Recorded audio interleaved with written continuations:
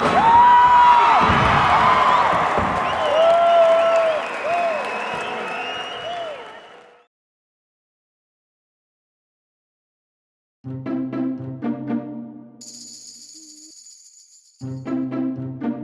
కన్ను 2 Zoom shot మన బాబుకి ఇంతకుముందు చేసాం. అయినా సుమో ఎగరడం ఏంటి చాలా పాతగా ఉంది. విమానాలు ఎగురితే అది బాబుకి భలే కుదురుతుంది. ఇట్లా ఇది ఇట్లా చెప్తే ఏంట్రా నీకు ఐడియాలు ఉప్పతేగా. జూని తప్పించుకునే చింపాంజీ లాగా ఇందా నుంచి లెఫ్ట్ రైట్ ఓ తెగ పచాలు చేసేస్తున్నాడు. ఈ టైంలో జూ వాళ్ళకి ఫోన్ చేస్తే వచ్చి తీసుకెళ్ళిపోవాలి. పీడా వదిలిపోతుంది. వచ్చేసింది జూ బండా కాదు, సినిమాకి టైటిల్. సినిమా పేరు తురాయి, కూరగాయల బండిలో మాయాజాలం. తురై అంటే హిందీలో బీరకాయ కదా సార్? అవును, కరెక్ట్గా క్యాచ్ చేసాం. సినిమాలో హిందీ ఉంటే పాన్ ఇండియా ఆడియన్స్ కనెక్ట్ అవుతారు శాస్త్రి. ఓహో, ఇందులో హీరో బీరకాయలు అమ్ముకునేవాడు అనమాట. కానీ నా ట్విస్ట్ ఏంటంటే ఒక బీరకాయలో ఓ మైక్రో చిప్ ఉంటుంది. ఓ అంటే సైఫై థ్రిల్లరు. మొన్న ఈ మధ్యన ఏదో ఫ్రిడ్జ్ లో ఏలియన్ అనేదో సినిమా తీసారి, ఫ్లాప్ అయింది కదా సార్? ఫ్లాపుల గురించి మనకి ఎందుకు శాస్త్రి, ఈ కథలో పొటెన్షియల్ చూడు నువ్వు.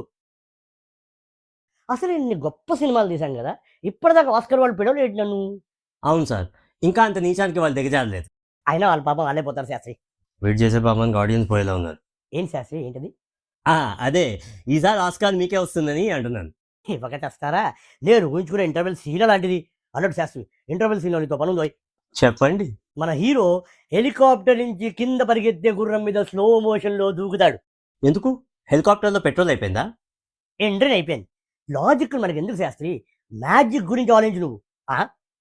లాజిక్ వద్దు, మ్యాజిక్ చూడు. కొటేషన్ చాలా బాగుంది, లింక్డ్ఇన్లో పెట్టు, జనం లింక్ అవుతారు. ఇంతకీ విఎఫ్ఎక్స్లో చేయడం ఈజీ కదా? టెక్నికలీ చేయొచ్చు సార్, కానీ సినిమా రిలీజ్ అయ్యే నెల రోజుల ముందు నాకు నా సగం జీతమైనా ఇచ్చి పంపించేస్తే నేను అమెరికా కాకపోయినా అండమాన్కైనా వెళ్ళిపోతాను. ఓహో, ఓవర్సీస్ రిలీజ్ అయినా ప్లాన్ చేస్తున్నావా? లేదు సార్, అండర్ గ్రౌండ్ వెళ్ళిపోదామని. ఎందుకని? సినిమా చూసిన వాళ్ళు ఎలాగో మిమ్మల్ని ఉప్పు పాత్ర వేసేస్తారు. విఎఫ్ఎక్స్ చేశానని తెలిస్తే నన్ను కూడా ఏమైనా చేస్తారేమో అని చిన్న అనుమానం. మీకేమైతే నాకేంటి, నేను మాత్రం జంప్.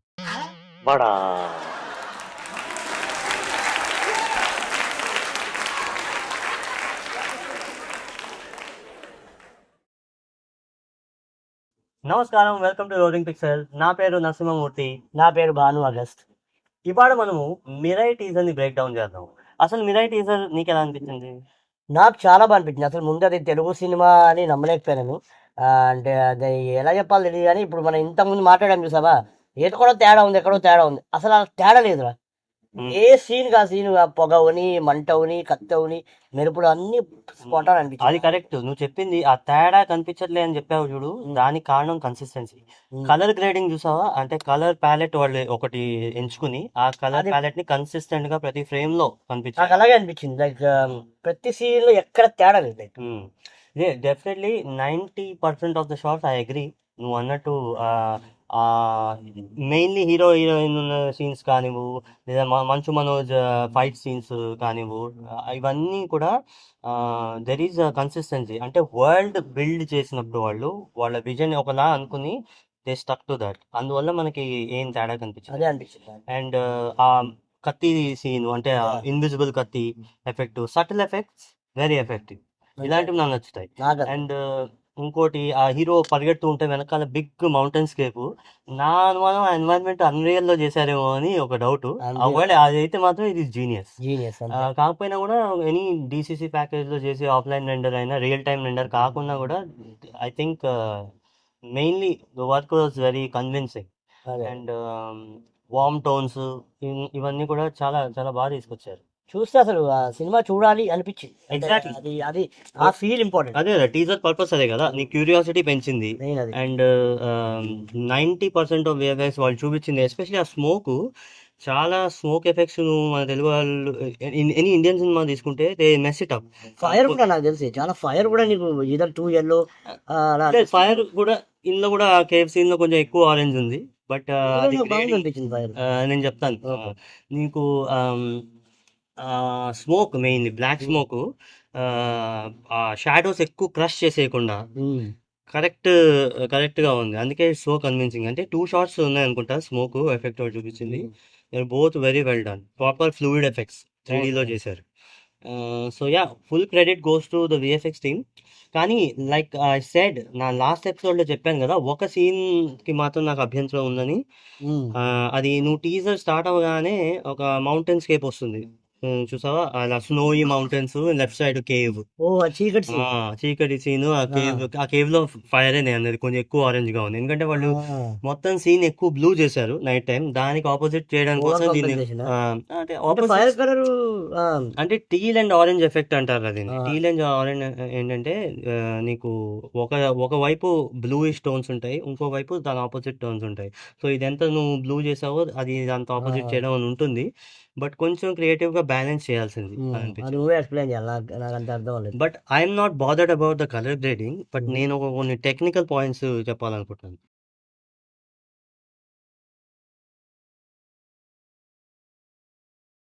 ఓకే. ఫస్ట్ థింగ్, నువ్వు ఆ స్నోయి మౌంటైన్స్ చూసినట్టయితే నువ్వు గమనించేది ఏంటి, లెఫ్ట్ సైడ్ ఆ కేవ్ ఉంది కదా, అది బాగా డిస్టార్ట్ అవుతుంది. కెమెరా ఇలా వెనక్కి వస్తున్నప్పుడు అది బాగా ఇలా డిస్టార్ట్ అవుతుంది. అంటే నీకు అర్థమైంది కదా, పారాలాక్స్. అదే అదే అదే కరెక్ట్. కానీ మిగతా మౌంటైన్ స్కేప్ అంతా కూడా ఏదో జస్ట్ జూమ్ బ్యాక్ అయినట్టు ఉంటుంది ఒకేలాగా. ఓకే. సో అదేంటి, దర్ ఇస్ ల్యాక్ ఆఫ్ పారాలాక్స్. ఇక్కడేమో చాలా పారాలాక్స్ ఉంది ఫోర్గ్రౌండ్ లో, ఇంకా మిగతా ఎన్వైరన్మెంట్ లో దెర్ ఇస్ నో పారాలాక్స్. దానివల్ల అది ఫేక్ ఎన్వైరన్మెంట్ ఫీల్ వస్తుంది, ఫేక్ ఫీల్. చాలా మంది దీన్ని ఏఐ అని కూడా కమెంట్ చేస్తారు, ఇది ఏఐ తో చేశారు ఇది అని. అదే విన్నాను నేను. బట్ అది ఏఐ అవునా కాదా అన్నది అసలు ఇర్రెలవెంట్. ఏఐ కాదు, ఎందుకంటే ఆ మౌంటైన్స్ అవి చూస్తే ఆ టెక్స్చర్స్ అవి ఉన్నాయి కదా, చాలా ప్రొసీజరల్ గా ఉంది. So it's very much like నువ్వు గేయా కానీ, వరల్డ్ మెషిన్, హుడీని, హైట్ ఫీల్డ్స్, అందులో ఎగ్జాక్ట్ గా అలా వస్తుంది, ఒక ర్యాండమ్ గా నువ్వు మామూలు ప్రొసీజరల్ గా జనరేట్ చేస్తే. నువ్వు ఏది వాడారంటే కంటే ఎలా చేశారన్నది ఇంపార్టెంట్ కాబట్టి కదా, exactly. So I don't care నువ్వు గేయాలో చేసావా, హుడీలో చేసావా, ఏఐలో పెట్టి చేసావా అనేది పాయింట్ కాదు. అంతే. వై ఇస్ దేర్ నో పారాలాక్స్ ఎందుకు లేదు అన్నది పాయింట్. సో పారాలాక్స్ అంటే ఏంటి, వ్యూవర్స్ కోసం జస్ట్ లేమ్యాన్కి ఎక్స్ప్లెయిన్ చేసినట్టు చెప్పాలంటే, ఇప్పుడు మీరు జాగింగ్కి వెళ్ళారు అనుకోండి, జాగింగ్కి ఇలా వెళ్తూ వెళ్తూ మీ పక్కనే చూసారు అనుకోండి, మొత్తం ఎన్వైరన్మెంట్ ఫాస్ట్గా, మీరు ఎంత ఫాస్ట్గా ముందుకు వెళ్తున్నారో అంత ఫాస్ట్గా ఎన్వైరన్మెంట్ వెనక్కి వెళ్ళిపోతుంది. అదే పైన ఆకాశంలో చూసి పరిగెత్తారు అనుకోండి, మీరు ఎంత ఫాస్ట్ పరిగెత్తినా అది మాత్రం అలాగే ఉంటుంది, కదలనట్టే ఉంటుంది కదా. అదేంటి అంటే, ఒక మరీ దూరంగా ఉన్నది ఎక్కువ మూవ్ అవ్వదు, మరీ దగ్గరగా ఉన్నది చాలా ఫాస్ట్ గా మూవ్ అవుతుంది. ఈ దగ్గర దూరానికి మధ్యలో అవి మధ్యస్థరంగా మూవ్ అవుతాయి. అంతే కదా కదా, అంతే కదా. సో ఇది మన కళ్ళు చూసేది సేమ్ థింగ్ కెమెరా కూడా చూస్తుంది. సో మనం కళ్ళకి ఎలా కనిపిస్తుందో ఒక వరల్డ్, కెమెరాలో కూడా అలాగే వరల్డ్ కనిపిస్తే నీకు బిలీవబుల్ గా ఉంటుంది. ఎక్కడైతే అది బ్రేక్ అయిందో నీకు తేడా కొట్టేస్తుంది. ఇప్పుడు ఆ చెట్టు కూడా ఉంది, ఆ చెట్టు ఆబ్వియస్లీ కొంచెం స్లోగా మూవ్ అవుతుంది, కొంచెం స్లోగా మూవ్ అవుతుంది. ఆకాశంలో ఏం మూవ్మెంట్ ఉంటుంది. ఇక్కడ మనం ఎంత దగ్గరగా ఉంటే ఆబ్జెక్ట్స్ అంత ఫాస్ట్ గా మూవ్ అవుతుంది. సో ఆ ఎన్వైరన్మెంట్ లో ఇలా కెమెరా వెనక్కి వస్తున్నప్పుడు లెఫ్ట్ సైడ్ ఆ కేవ్ నీకు రిలేటివ్ గా మూవ్ అవుతుంది, అండ్ దూరం మౌంటైన్స్ అవన్నీ, దగ్గర మౌంటైన్స్ అన్ని ఈక్వల్ గా మూవ్ అవుతున్నాయి. బట్ అది తప్పు కదా. రైట్ సైడ్ ఏమో ఇక్కడ ఒక నియరర్ మౌంటైన్ ఉంది, అలా మిడ్ గ్రౌండ్ లో కొన్ని మౌంటైన్స్ ఉన్నాయి, అలాగే దూరంగా కూడా కొన్ని మౌంటైన్స్ ఉన్నాయి. సో ఈ డెప్త్ చూపించాలి. ఈ డెప్త్ ఎక్కడైతే పోతుందో అక్కడ రియలిజం దెబ్బతినేస్తుంది. సో అది ఫస్ట్ టెక్నికల్ పాయింట్.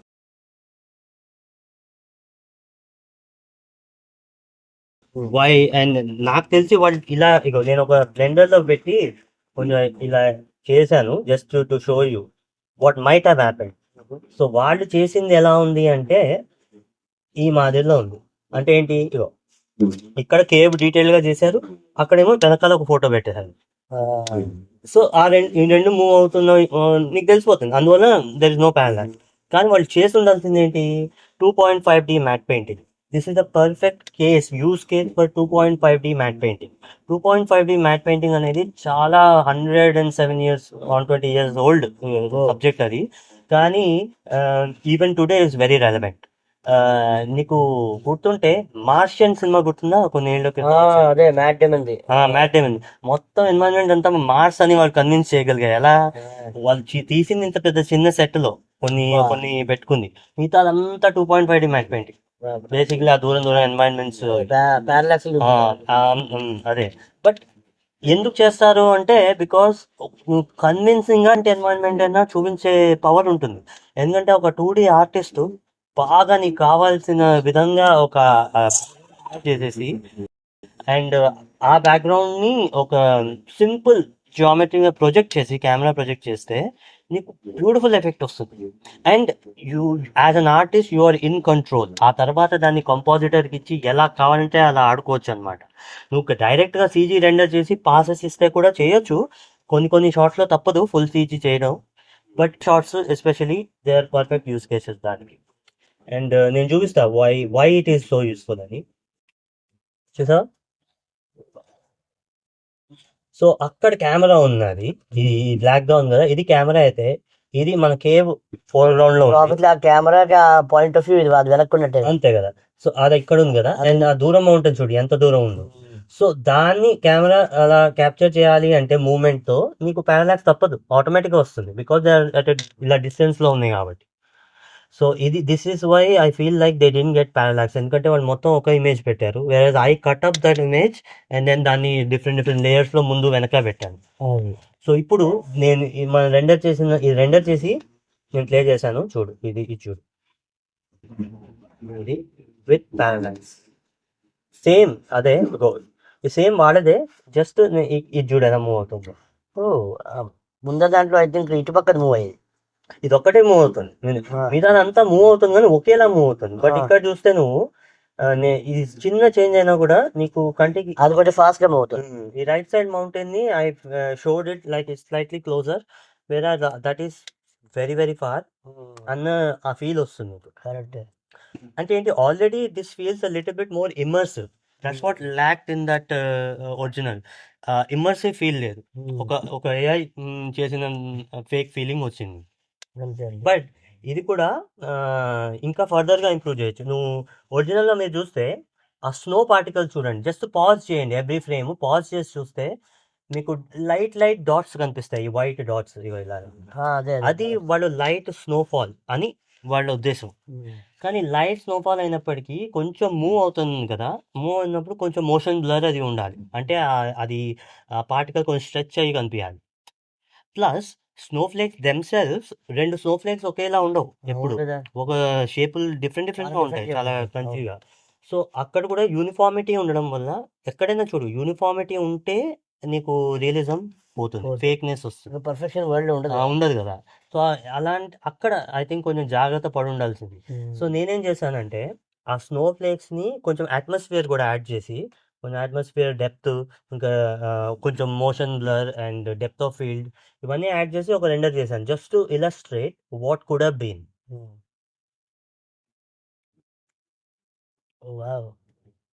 అది చూడు, మూమెంట్ డైరెక్షన్ కూడా మారుతుంది. యా, ఆ టర్బ్యులెన్స్, ఆ డైరెక్షన్, బికాస్ దట్ ఈస్ ఒక స్నోయి ఎన్వైరన్మెంట్ అలాగే ఉంటుంది, ఎప్పుడు యూనిఫామ్ గా పడదు.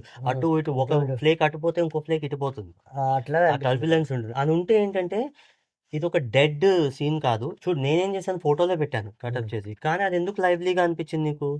బికాస్ ఆఫ్ ద మూమెంట్ ఉండేసరికి ఓకే ఇది ఒక లైవ్ ఎన్వైరన్మెంట్.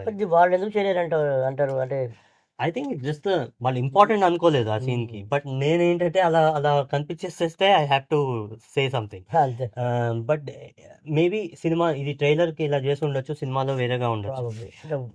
అండ్ ఆల్సో ఏంటంటే ఫ్రమ్ ఆర్టిస్టిక్ పాయింట్, అంత అది ఇంపార్టెంట్ కేవ్ అన్నప్పుడు why is it so much in the left corner? కొంచెం థర్డ్ లో పెట్టుంటే, like rule of thirds follow అయి ఉంటే అక్కడ పెట్టుంటే ఇంకా ఇమ్మర్సివ్ గా ఉండేది కదా. సో ఇలాంటివన్నీ నాకు వస్తే నేను అంటాను ఇది కేవ్ అలా పెట్టుకున్నాను, సీన్ దాని మీద ఎక్కువ ఉంది కదా.